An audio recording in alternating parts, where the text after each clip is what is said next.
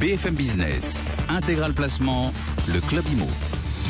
Eh oui, comme chaque semaine, on plonge au cœur du marché immobilier avec notre guide, Olivier Marin. Bonjour Olivier. Bonjour. Vous êtes rédacteur en chef du Club Immo, Explorimo, Le Figaro. On va parcourir avec vous aujourd'hui les derniers indicateurs du marché immobilier du neuf.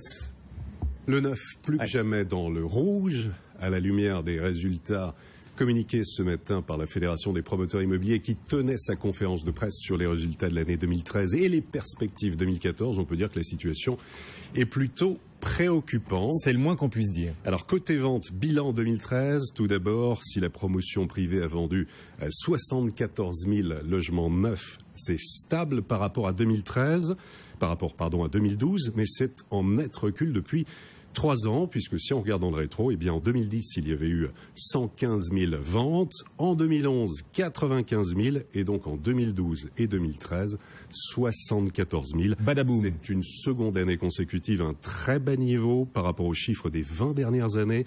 Le contexte économique, les incertitudes juridiques et fiscales expliquent évidemment en partie cette situation, et puis l'achat d'un logement neuf se réalise sur le long terme. Il y a aussi une problématique de prix, bien sûr. Alors justement, comment les prix de l'immobilier neuf évoluent-ils désormais? Alors, ils ne bougent pas véritablement, ils baissent même très légèrement au niveau national, mais ils restent élevés, juste sous la barre des 4 000 € par mètre carré.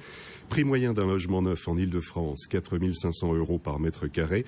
Prix moyen d'un logement neuf en région, 3 600 € par mètre carré. Les promoteurs disent qu'ils veulent bien baisser les prix, mais il faut baisser les prix du foncier et les coûts de construction. Alors on va y revenir, on va voir avec vous quelles pourraient être les solutions pour relancer enfin ce marché du neuf. En attendant, les investisseurs se mettent à l'écart aujourd'hui?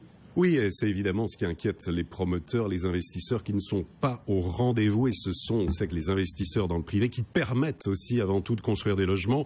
Alors côté accédants, les ménages qui achètent pour habiter dans le neuf, ils sont en hausse de 5,5% sur un an. En revanche, en 2013, la part des investisseurs est en retrait de 4,5% par rapport à 2012, qui n'était déjà pas une bonne année. Le dispositif d'investissement locatif du flot, il a du mal à décoller. Il était prévu initialement 40 000 investissements du flot. Il y a eu au final en 2013 28 000 investissements en du flot. C'est pas beaucoup. Le projet d'encadrement des loyers a évidemment jeté le trouble chez pas mal d'investisseurs.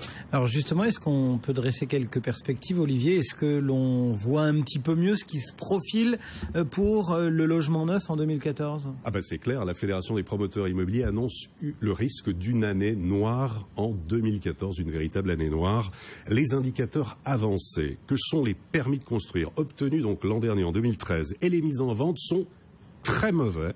Le recul est d'environ 13% sur un an. Des programmes neufs sont retirés de la commercialisation au bout de quelques mois. Environ, il faut savoir qu'en ce moment, 3500 projets ne sortent pas des cartons.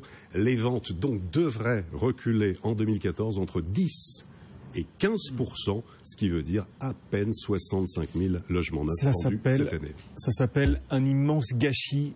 Comment on peut relancer ce marché du neuf, Olivier? Quelles sont les solutions? Pas évident, hein.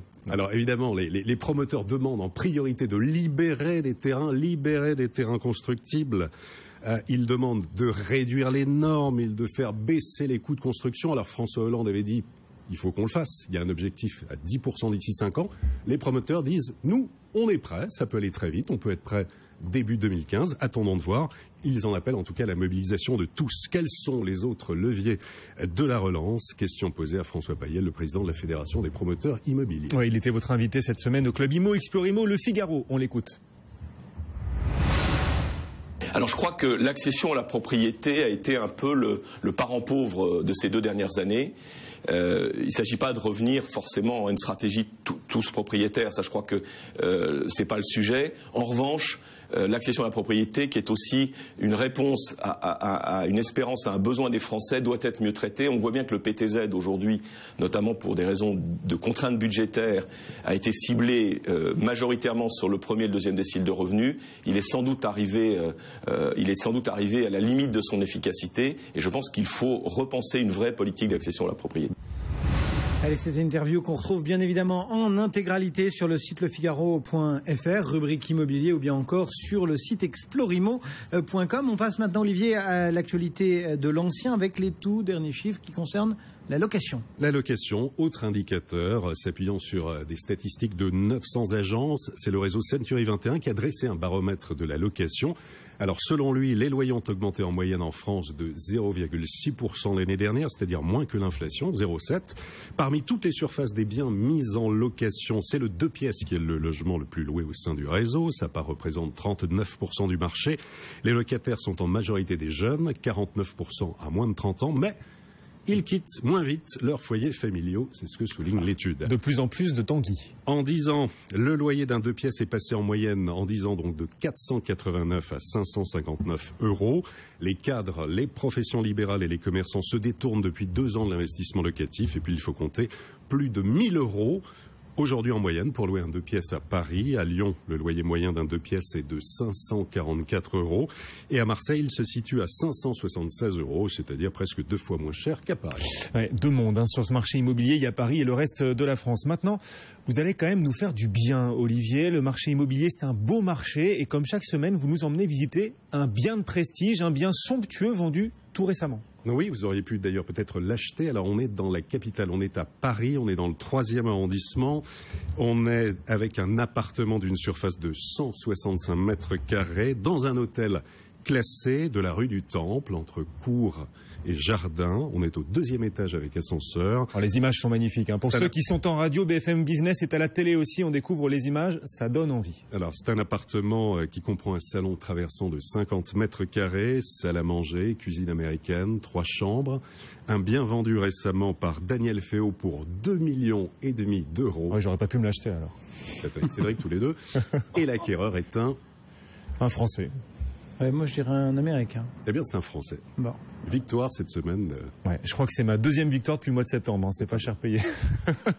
Merci Olivier, merci beaucoup pour ce panorama du marché immobilier. On vous retrouve chaque semaine. Rédacteur en chef Olivier Marin du club Imo, Exploremo le Figaro. Puis on espère que ce marché du neuf va enfin repartir parce que le panorama que vous avez décrit est quand même assez inquiétant. À la semaine prochaine, jeudi prochain.